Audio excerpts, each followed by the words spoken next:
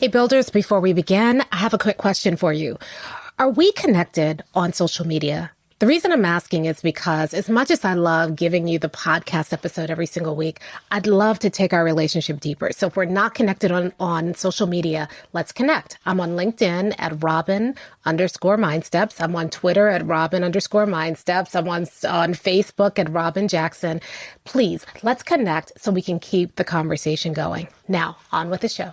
You're listening to the School Leadership Reimagined podcast, episode 247.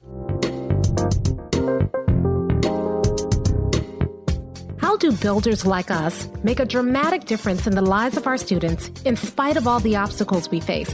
How do you keep your vision for your school from being held hostage by resistant teachers, uncooperative parents, ridiculous district policies, or a lack of time, money, or resources?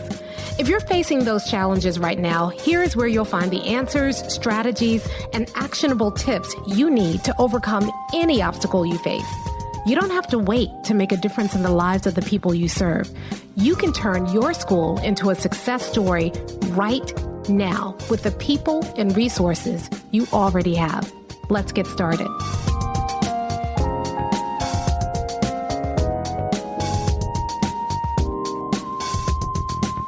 Hey builders, welcome to another episode of the School Leadership Reimagined podcast. I'm your host, Robyn Jackson, and today we are going to talk about one of the hot topics that came up during the staff alignment challenge that we just concluded. It's something that we spent some time on day one and we kind of talked about, but I kept seeing this topic come up over and over again. It came up during our live Q&A. It came up in the Facebook group. It came up during the challenge itself.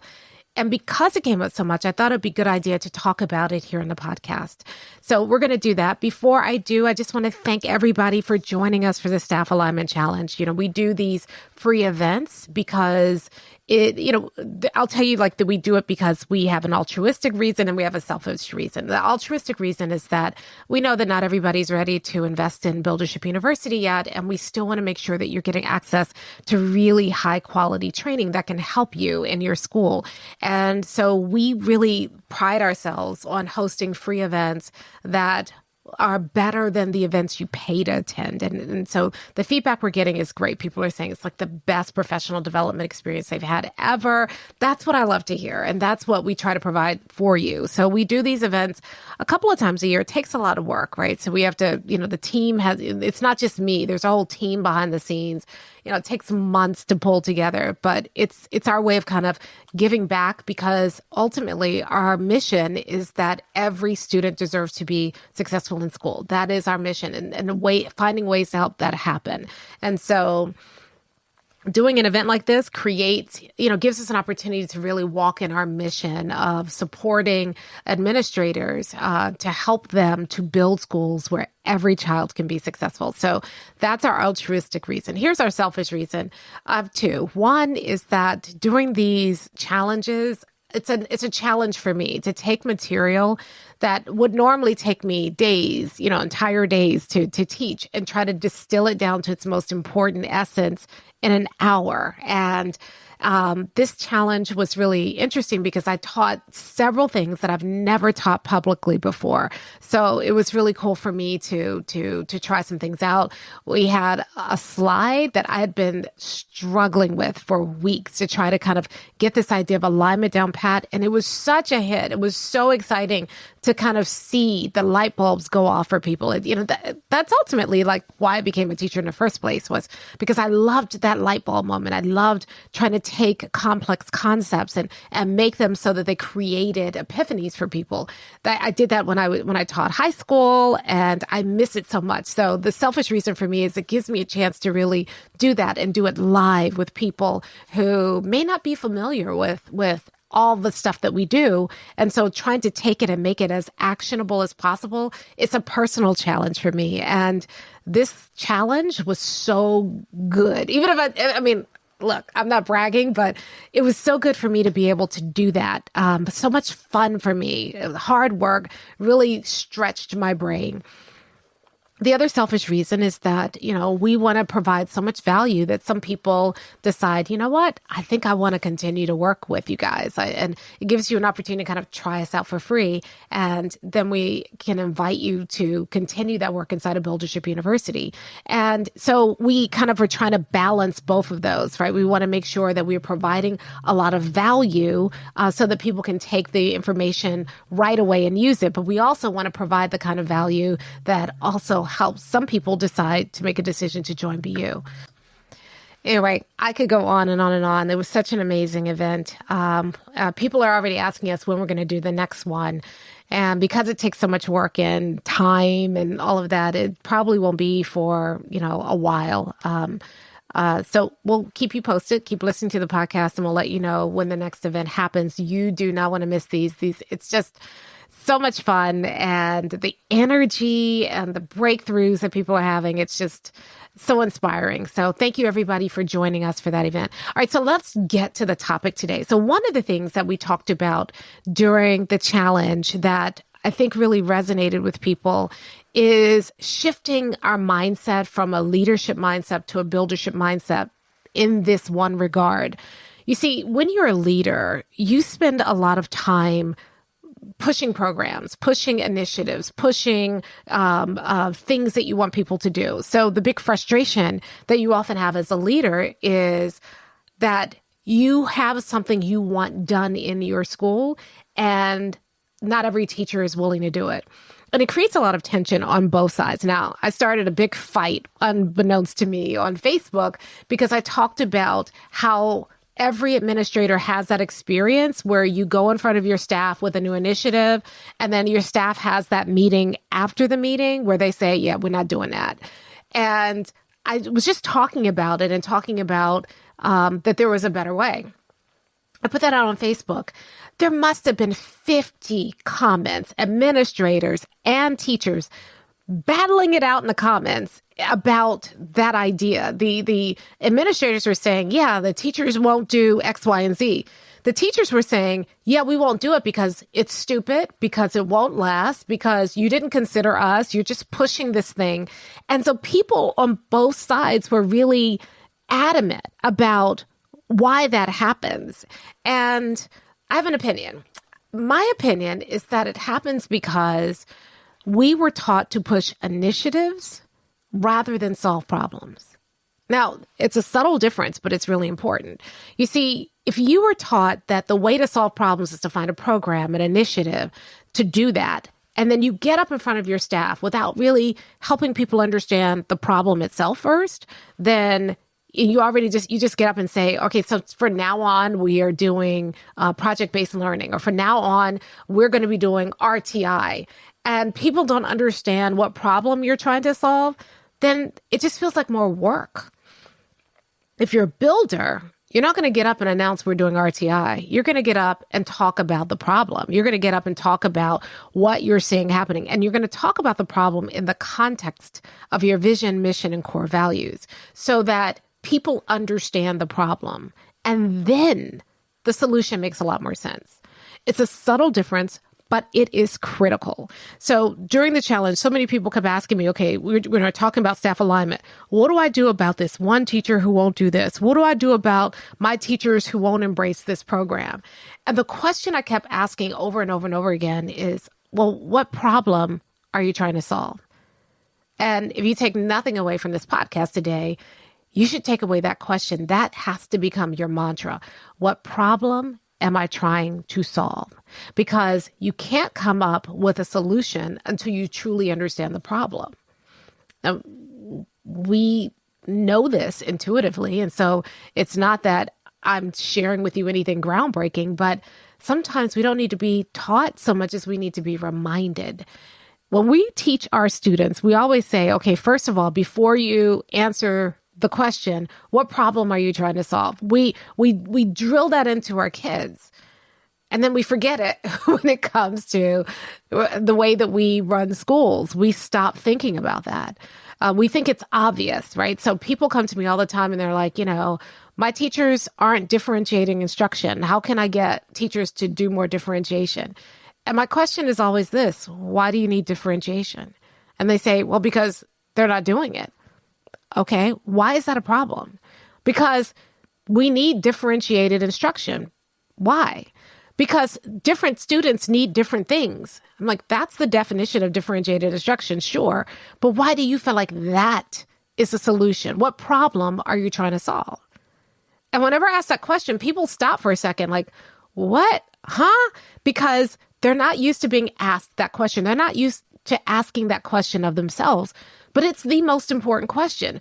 Before we can talk about a solution, we need to make sure we understand what problem we're trying to solve. So are you trying to solve the problem that not all kids are performing well?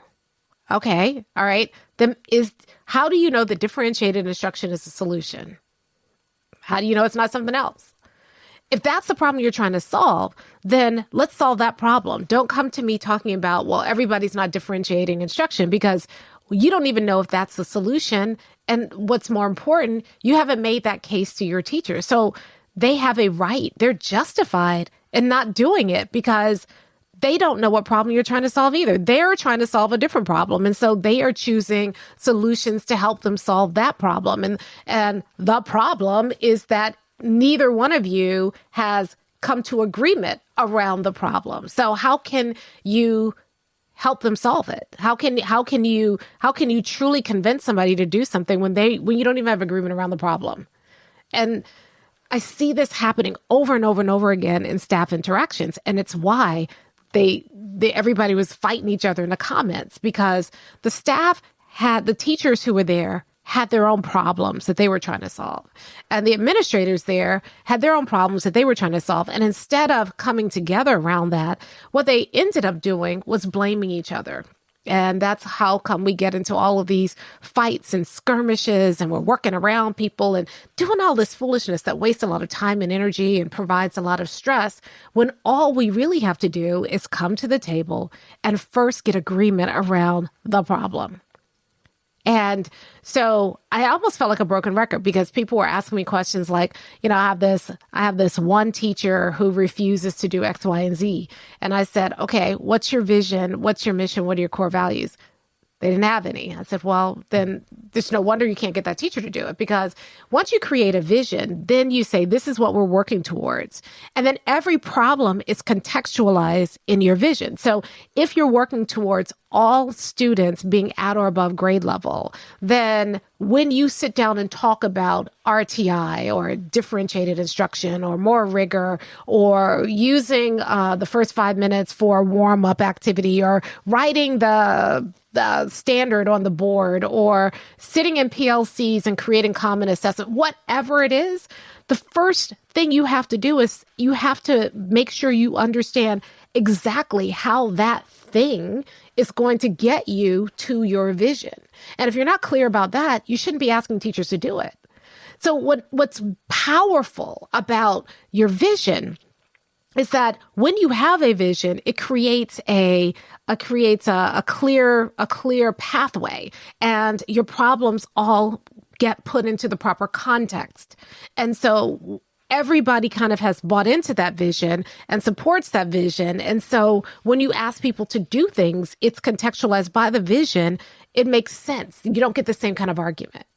The second thing is, if you have the right mission, then as you're choosing whether it's going to be RTI or differentiated instruction or whatever it is going to be, the deciding factor is that thing on mission? Let me give you an example. Let's say that everybody is going to be on grade level. That's your vision. Everybody on or above grade level. Well, there are a lot of different ways you can do that, right? So you can use differentiated instruction. You can use RTI. You can drill and kill kids. You can do standards aligned instruction. You can do, all these things, right? But your mission helps you determine which one of those things makes the most sense for you, your school, for what you're trying to accomplish. Let me give you two examples. Let's say my mission is to spark creativity and to help students find joy in learning. Okay? The thing that I choose to do, whether it's differentiated instruction or RTI or project-based learning, has to be something that A, gets students to the standards, but B, does so in a way that sparks their creativity. So I might lean towards project-based learning in that scenario because I want to spark their creativity and their curiosity, right? And that helps me do that. And it helps me get to the standards. What if my mission were to prepare students for the next level? Well, then I might choose something that helps develop not just the academics, but also the non-academic skills that students need either at high school or in college. So I might not choose a project-based learning strategy. Maybe I do, but maybe I choose something that is more focused on rigor and standards-aligned instruction and building students' soft skills so that they can be prepared for the next level. Let's say my mission is to give students more options and help them make better choices around the options they have. I might lean towards differentiated instruction. So my vision and mission help me make decisions about the initiatives. And just as important, they help my teachers understand why I'm making the decisions. In fact, my teachers are invited into the process of making decisions because we are looking at alignment. We're looking at how do we make sure that the choices we make about instruction and strategies and all these other things align with our vision and mission. And then finally, our core values, how we have conversations about things, how we go about doing the work is really defined by our non-negotiables, our core values. Hey, it's Robyn here. Real quick, I just want to interrupt this episode for just a second because if you are enjoying what you're hearing, then would you mind sharing this episode with somebody else? So all you need to do is just go to your phone, if you're listening to it on your phone or your podcast player, and then click the three dots next to this episode, and it'll give you the option to share the episode. Now, if you do that, three things are going to happen. First, the person that you shared with is going to think you're a hero, especially if they're struggling with what we're talking about right now. They're going to love you. Secondly, you're going to feel good because you're going to get the word out about buildership and start building this buildership nation. And third, you will get my eternal gratitude because I really want to get this out to the world and you'd be helping me out. You'd be doing me a huge favor. So please share this episode with someone right now who's dealing with this same issue, someone you think would really benefit. And now back to the show. So if one of our core values is keep it simple, I might not do learning contracts, for instance, because that I have to create too many different assignments. I might just pick the one assignment and spend more time focusing on differentiating around one assignment rather than creating a lot of different assignments. I might not do project-based instruction because it takes a lot more planning to do that. So if I'm focused on keep it simple, those things may not become options for us. If, on the other hand, our core value is find the joy in everything, then maybe I do spend more time adjusting assignments to create fun and play in the assignments because that's one of our core values. But when I go in front of a staff and I just say, hey, we're going to focus on RTI, a tier 1 instruction, and I want everybody using these 5 strategies. And I haven't spent the time and done the work to create a vision, mission, and core values that justify those strategies, then I can expect pushback. It's logical for teachers to push back in that moment because if it's not aligned with the vision, mission, and core values, then it's just a preference. It's just your preference over somebody else's preference. And if it's just a preference, then there's room for argument and legitimate protest. But if what I'm doing is in direct alignment with a vision, mission, and core values, then it's not about preference. It's about something bigger than that. And I'm not going to argue about that. So, like I said, I started to feel a little bit like a broken record when people were talking to me and asking me questions about their individual scenarios because I just kept saying over and over again, the question, whatever the question was, I was like, okay, what's your vision, mission, and core values? And what problem are you trying to solve? And if you don't have a vision, mission, and core values, you can't put a context around what you're asking people to do. And then the second part, if you don't understand what problem you're trying to solve, then you get into these skirmishes that really come down to, I said do this, now you need to do it. And it leaves no room for teachers to kind of bring their own minds into the conversation. So a lot of administrators are really frustrated because a teacher is refusing to do X, Y, and Z. And their frustration isn't about what's happening in the classroom. Maybe it starts out that way. Soon their frustration becomes this teacher refuses to do what I asked them to do. And if you take your eye off your vision, mission, and core values, if you take your eye off of solving problems, everything becomes personal. And when it becomes personal, it gets ugly. There's a lot of blame, shame, judgment. People start taking sides. It creates toxicity in your culture because without the context of a vision, mission, and core values, and without the focus of what problem were we trying to solve, it's nowhere else to go but create something personal. So people ask me things like, this one teacher and they're refusing to do X. And I'll say, okay, what problem are you trying to solve here? And I said, what do you mean? I said, well, you're asking me about this teacher. Are you trying to force this teacher to do something that you believe is important? Or are you trying to help the teacher make sure that they reach every kid? It's an important question. Now, everybody's going to say, well, I just want them to reach every kid. And I said, okay, if that's the way, if that's true, then can they reach every kid without doing what you're asking them to do? All of a sudden, people stop. And they'll say, well, maybe. I said, so then this argument, is it really about having the teacher do things the way that you say do it? Or is it about helping the teacher reach every kid? Because if it's really about helping the teacher reach every kid, if the teacher doesn't want to do X and they choose to do Y, would you be mad? Well, I need everybody on the same page. And my question is, well, yeah, everybody's on the same page. We all want to make sure every kid is successful. But I need everybody doing X, Y, and Z because that's what I said. And I will look bad. Aha. Now we're getting to the real problem. You see, if we don't have the vision, mission, and core values, then every time we ask teachers to do something, it becomes a referendum on our own leadership. If they do it, we're great leaders. If they don't do it, then we have to force them into compliance before anarchy takes over.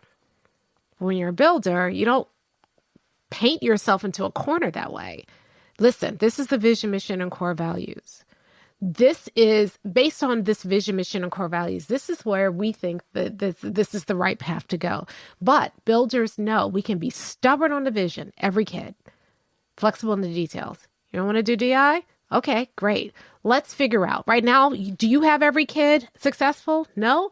All right, so then let's talk about it. Let's take a look at your classroom. Let's figure out how your teaching style, your experience, your level of expertise, let's figure out how you're going to help every kid get there.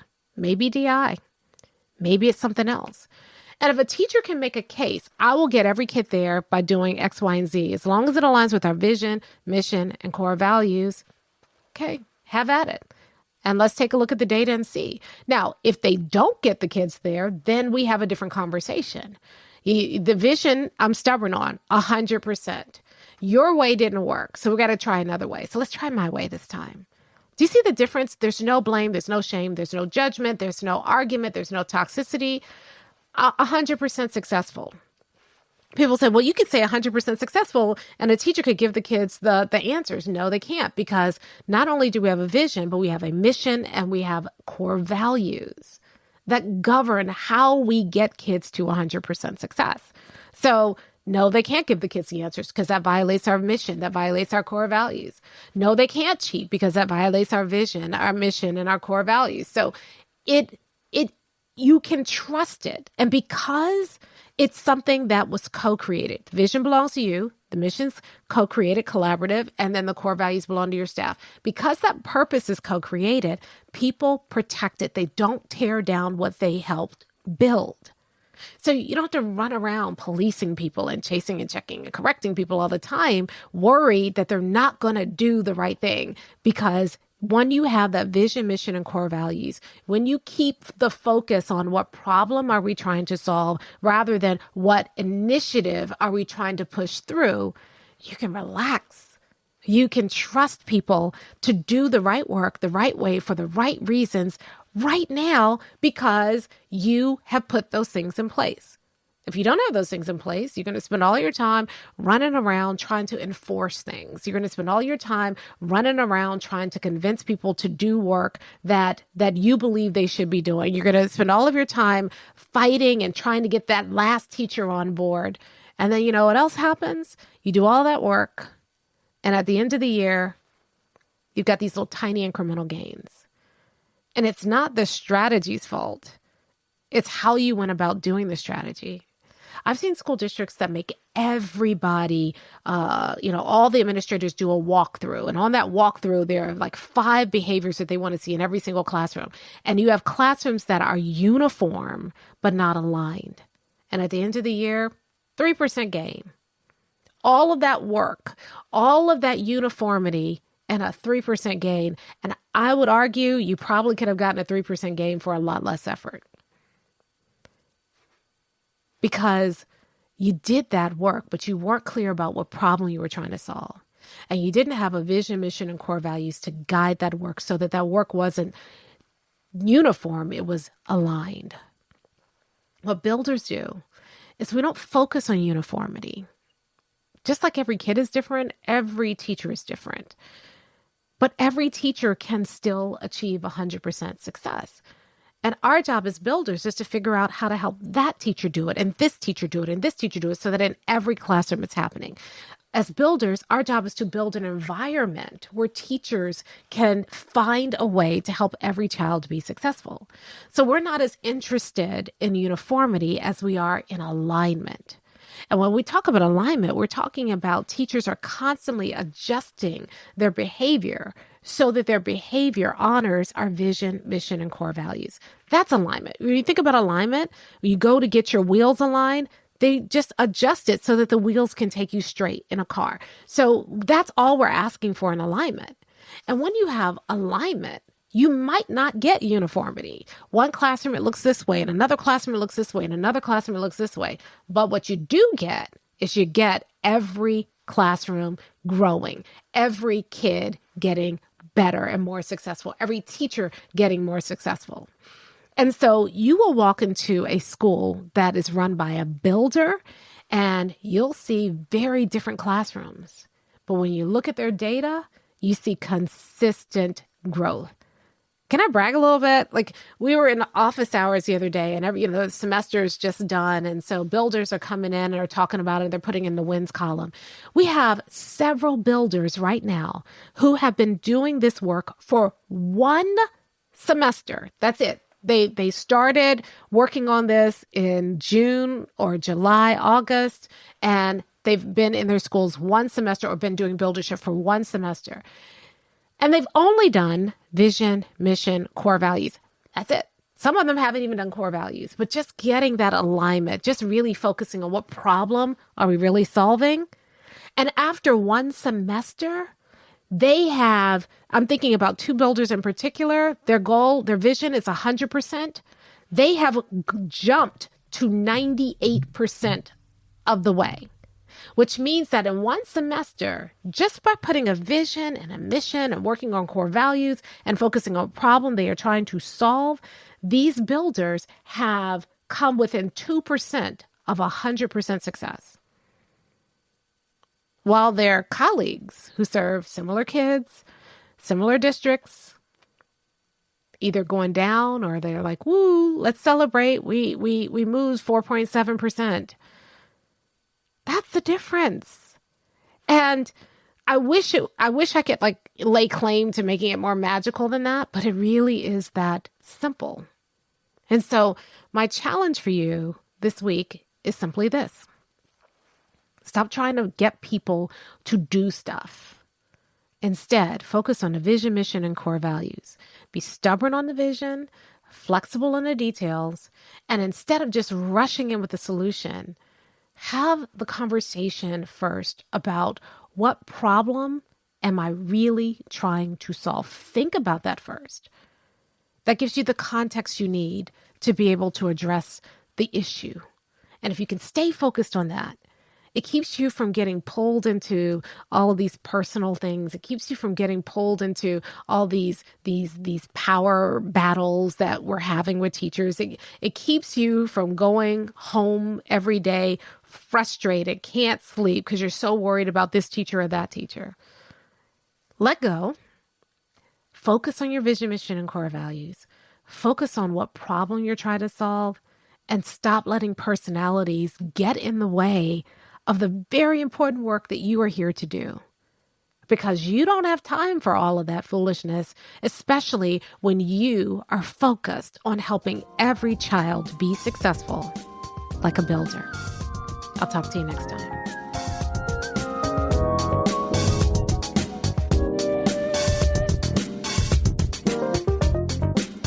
Hey, if you're ready to get started being a builder right away, then I want to invite you to join us at Buildership University. It's our exclusive online community for builders just like you, where you'll be able to get the exact training that you need to turn your school into a success story right now with the people and resources you already have. Inside, you'll find our best online courses, live trainings with me, tons of resources, templates, and exemplars, and monthly live office hours with me, where you can ask me anything and get my help on whatever challenge you're facing right now. If you're tired of hitting obstacle after obstacle and you're sick of tiny little incremental gains each year, if you're ready to make a dramatic difference in your school right now, then you need to join Buildership University. Just go to buildershipuniversity.com and get started writing your school success story today. Hey, it's Robyn here, and I want to thank you for listening to today's episode. Now, if you have a question about today's episode, or you just want to keep the conversation going, did you know that we had a School Leadership Reimagined Facebook group? All you need to do is go to Facebook, join the School Leadership Reimagined Facebook group. Now, there are going to be a couple of questions that we ask at the beginning because we want to protect this group and make sure that we don't have any trolls come in, and that it really is for people who are principals, assistant principals, district administrators. So make sure you answer those questions or you won't get in. But then we can keep the conversation going. Plus, we do a lot of great bonus content. I'm in there every single weekday. So if you have a question or comment about the episode, let's continue the conversation. Join us at the School Leadership Reimagined Facebook group. And I'll talk to you next time.